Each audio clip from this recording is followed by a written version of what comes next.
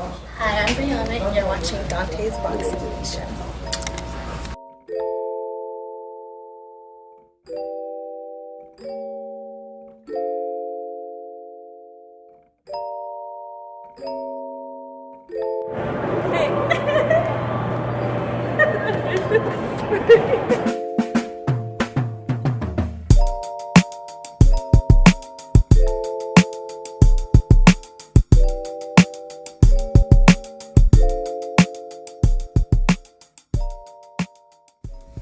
Dante's Boxing Nation, what's going on, guys?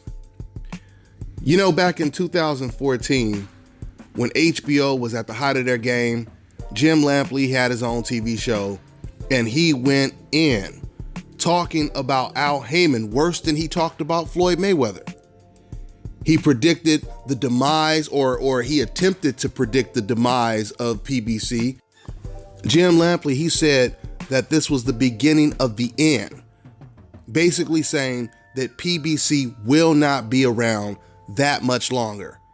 And it's amazing how things work, because only a couple of years after he said that, it was the HBO ship that sank. And now Al Heyman and the PBC series are completely destroying the competition. There is no doubt about it, hands down, the PBC brand is the biggest brand in the sport of boxing. Factually, statistically. Do you guys remember 4 years ago when there were so many old media members outside of Jim Lampley? I always tell you guys, Jim Lampley, he's the grand wizard of the decafs. But then you had other decaf members, old media members, that were constantly writing articles about how the PBC series is doing so bad and they're the cancer of the sport. We heard all these racist fans saying it. We heard all these racist boxing writers saying it. Matter of fact, one of Golden Boy employees' emails had leaked, and we found out that one of those employees of Golden Boy had even called Al Heyman the N-word and called him a black Hitler that was destroying the careers of the Abner Maris's and the Leo Santa Cruz, because, you know, they left Golden Boy. At least Abner Maris did. He left Golden Boy and went over to Al Heyman. And Abner Maris, he actually corrected this guy that called Al Heyman all these racial slurs. And he said, "What are you talking about? When I was with Golden Boy, it was like I worked at McDonald's." He said, "Now that I'm with Al Heyman, it's like I'm a lawyer working in my own office," basically saying that it's night and day. You can't even compare the two. Listen, man, I always tell you guys on this channel, you could lock the truth up, throw away the key. That truth is going to find a way to break free. And that's what they tried to do for many years in this situation. They tried to hide the truth. They tried to suppress the progression of PBC and Al Heyman to no avail. Matter of fact, let me go ahead and give you some stats. Let's start with the most recent. Did you guys know that the Charlo versus Harrison rematch was the most watched boxing telecast on any network in 11 months, just behind the Keith Thurman versus Josito Lopez fight that was also PBC. Now, when it comes to the year 2019, PBC Fight Night telecasts on Fox averaged 1.4 million viewers. But those figures are actually up compared to last year, which was 1.2 million, actually 1,254,000 viewers, a 12% increase. Now, these numbers I'm about to report next is probably going to be really shocking to some fans.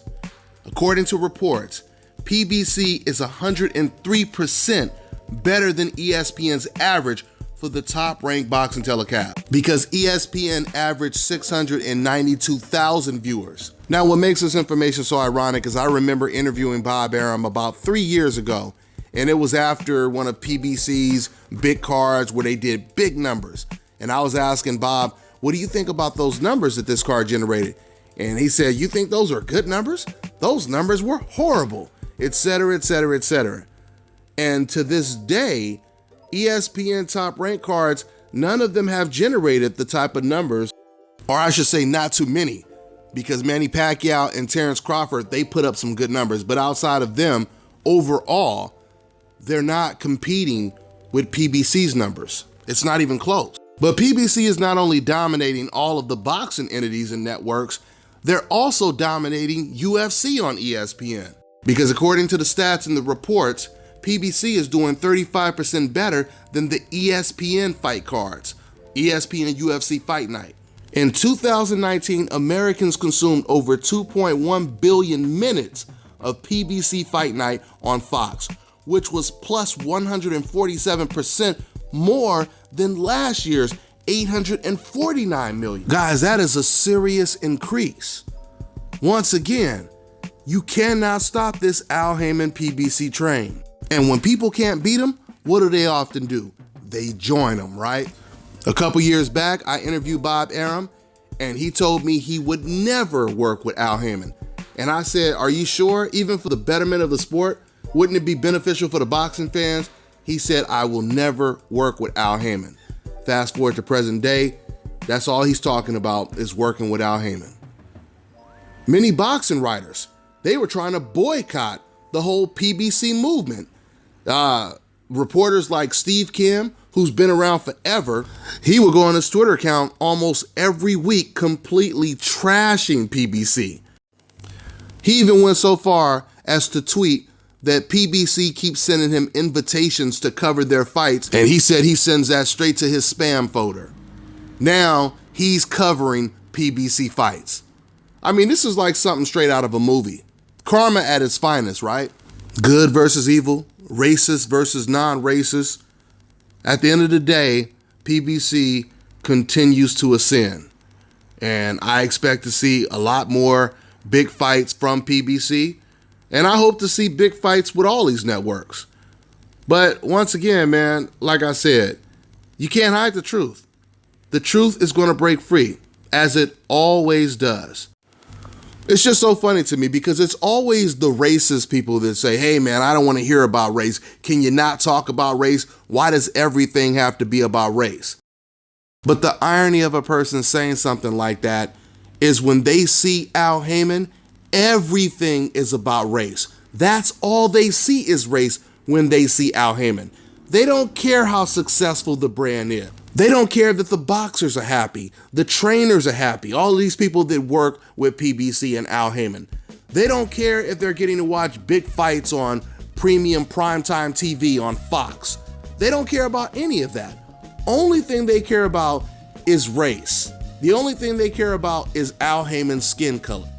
This is how, once again, when you see this hate towards Floyd Mayweather, towards Andre Ward, towards Deontay Wilder, towards the Charlo brothers, and everyone else on the coincidental list, you know it has nothing to do with boxing. You know it has nothing to do with their level of opposition, the way they fight, or anything like that, their personalities. It has nothing to do with that because we know Al Haymon, he was hated more than all of those fighters I just mentioned. And it was simply because of the fear of him being extremely successful. And their nightmare came true, which it often does. That's all I got for now, guys. I'm on to the next one.